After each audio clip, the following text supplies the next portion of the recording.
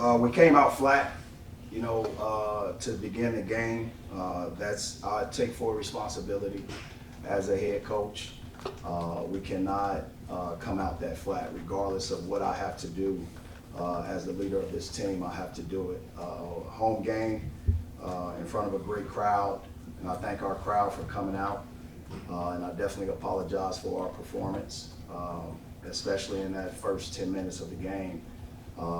We had great practices. I thought our guys gave their effort, but the details of our scouting report, our guys followed. Credit Arkansas.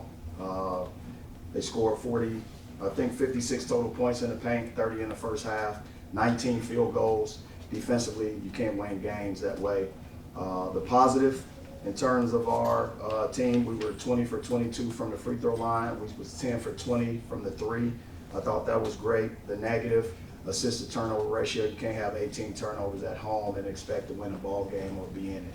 I am proud of Tamar's performance. He had a great performance outside of the turnovers, the 6 turnovers he had. Mabor Majak gave us some unbelievable defensive effort, offensive effort for the 8 minutes he played, and he was +3. He and Ant Robinson was +3, and they did a tremendous job. So I'll look at the film and figure out what else I need to do as the head coach. But questions? Dennis, you mentioned the points in the paint, the defense. I mean, without rewatching the film, can you point to what the issue was defensively? I think we lost a lot of 50-50 balls early, when it came down to securing one and done possessions. The other thing was, in terms of, you look at the first half of Mitchell, he had pretty much a double-double in the first half, and he kind of controlled the offensive glass a little bit. We gave up 7 offensive rebounds. We gave up 10 second chance points, but those points in the paint also came from our turnovers, where they were able to extend those points or those turnovers into 25 total points. So it wasn't them shooting threes on the break. They were getting in the paint off those fast breaks and obviously executing off our turnovers in that possession. So 25 of them was obviously in transition, so to speak. Dennis Anthony Robinson, you mentioned Stephen brought a good spark late. Just do you see him kind of getting up to speed in the SEC as time goes on? Well, he's getting back healthy. Remember, he was sick. He was out of game, and also he had to miss for a family emergency. Obviously, his grandmother passed away again. Our condolences. But he's just getting back into rhythm. I thought before those tragic things happened with his family, but also the sickness, he had some great minutes and was doing some great things, as did Trent Pierce during that time. And when you get disconnected by way of injury and the things that you can't control, we just try to fill in the gaps and keep going. For Tamar and Mabor, what do you think led to such a flat start to open the game? Tamar, you want to start, and then we'll move on to Mabor? I feel like Coach said, when we lost a good amount of those, not a good amount, all of the 50-50 balls, not finishing possessions and coming up with rebounds, that just led to them just continuing to pour on that lead, and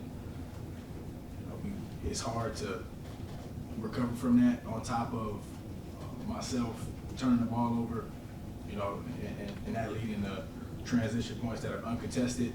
Those are just plays that's hard to get back, and especially when we might get a few stops, or we get them to take a shot that we will want to, or we should get the rebound, or we should have scored on the offensive end. It's just demoralizing.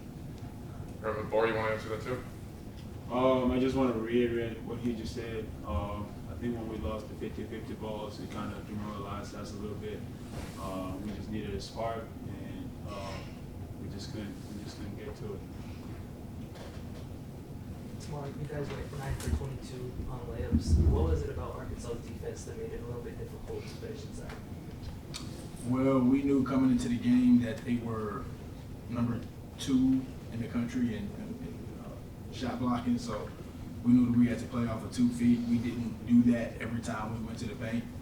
It might have been a few times where we tried to get a foul instead of finishing the layup. I did that myself. thinking that the refs would give us the whistle, but I feel like we just had to really play off of 2 feet and be more patient and be more physical in the paint, and instead of just trying to look for a foul every time we were in the paint to score a layup. Against a team like Arkansas, you have to be able to, because they are great rim protectors. They do a great job walling up and scraping and clawing around that basket. You have to get their defense, their back line in rotation, and that means you have to have, obviously, ball movement, pass count, a high enough pass count where it's going from side to side, middle side, and sort of disrupting with movement, and therefore they're not stationary defenders. In the second half, we made them do that. That's why it kind of opened up a little bit more for us, but in the first half, we didn't. At the end of the day, they only had 6 blocks, but we didn't come away with those baskets based off the rotations in the first half. Dennis, you've talked a lot about what you want your teams to be and show this specific team. Like, what do you feel like when you go into each game? What's the identity? What can you hang your hat on with this team? Well, first is what I see in practice, right? I think, our guys have given their very best.